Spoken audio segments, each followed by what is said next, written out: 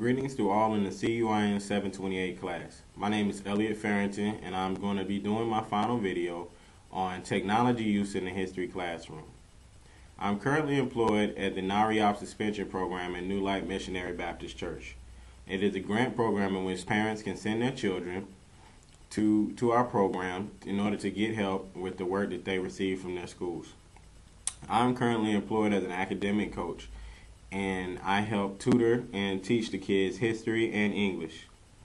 I've always had a genuine love for history throughout my years as a K-12 student.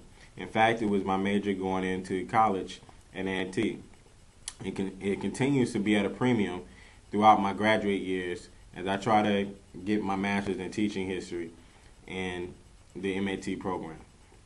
I've come to notice something particularly disturbing in classes, and that is that students genuinely have a hatred for history. Naturally, this saddens me, so it is up to me to get to the bottom of it. So in order to start getting to the bottom of it, I decided to ask students some questions about how they feel about history. In doing so, I hope to get to the bottom of this, and that way we can better meet the needs of our kids in the classroom. So if history is not that interesting, what do you think are some things that can be done by the teacher to make your learning experience better? Like, what are some things that you think could be used in the class? For one, they need to get some more technology in there, and we need more hands-on activities. Hands-on activities, okay. So when you say technology, like, give me some examples. What are some things you talk about, like you would like to see? For one, we could get a smart board. Okay. For two, maybe a computer or two in the room. Okay. Maybe do some projects every now and again. Okay. All right. Just something to keep it up. Okay. All right. So you definitely think that technology could solve this problem? Yeah, I don't really feel that. What are some pieces of technology that you use in your classroom? We use iPods. iPods? How do those work? We like use it to go read stuff about history sometimes. Right. And then after that, we like explore with our other classmates. We got this little chat room. Okay. That we can explore with them and text them and things. Okay. And then we have the little notebook things, what they're called. Tablet, like a tablet PC? A tablet PC. Okay. We have that. We read on it. All right. We just read about history. And then we have the little smart thingies. Smart boards. We got Whiteboard, a smart board. interactive smart board. And we have the little text and phones things. You can text your answer in. Like a clicker. Yeah, like response system. Yeah. In doing these interviews, it's quite easy to understand why students find history to be boring. I'm not making a case that all students don't enjoy history. It's just that most students find their history classes to be dull and linear. That is why it is my job as a future educator to find new ways to keep students engaged in history. Here's another interview from one of our staff members, Jonathan Johnson. School, let's just say in 1989, 90, and it was all books. You know, it was just all books.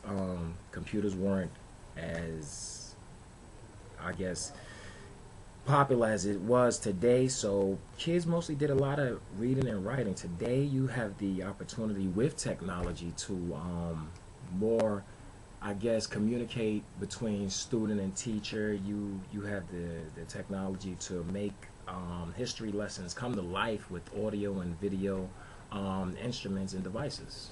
So I think technology has definitely put a great spin on what can be done with history lessons. All right. What are some hardware and software that you recommend could be useful in a history or social studies class? Oh, that's easy. Well, we use a technology here called Odyssey. It's it's sort of like an online course. Mm-hmm. It's beautiful because it gives a lot of other courses than history, but with history, it gives video and audio, again, like I said, so a student is listening to what happens. The software may be playing out a war that might have took place in the 1900s while the student is watching it. They're hearing what's going on. Technology will give you, let's see, if you're doing it on the web, you got a little window at the side of it to let you know what were some of the delicacies of the 1900s. What were some of the things people had to do to work and earn money. All of these things are easily accessible through technology and the web and through Odyssey. So I think Odyssey is a great software. I mean, even if you use stuff like they have websites, Spark Notes, it's just certain things, you know what I mean? Technology makes the information more accessible to students. So. All right. What about some hardware that you recommend?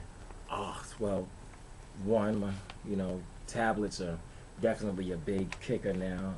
You got iPhones, you have smartphones. I think they're very good. They have the, if I was a teacher, I would like PowerPoint Live. That's a very good thing because you have these friendly mouses where everybody can click. If I have a display of, let's just say, the Middle East, map on the wall, and I wanted somebody to, click on a certain spot, I can come up with a quiz and say, okay, I need everybody to click where such and such is, and that keeps the students wanting to, be in a class. Whereas if you're just sitting down and you're reading a book, your mind is wandering. So I think smart boards is another thing that helps technology, just come across to our younger generation a little bit better.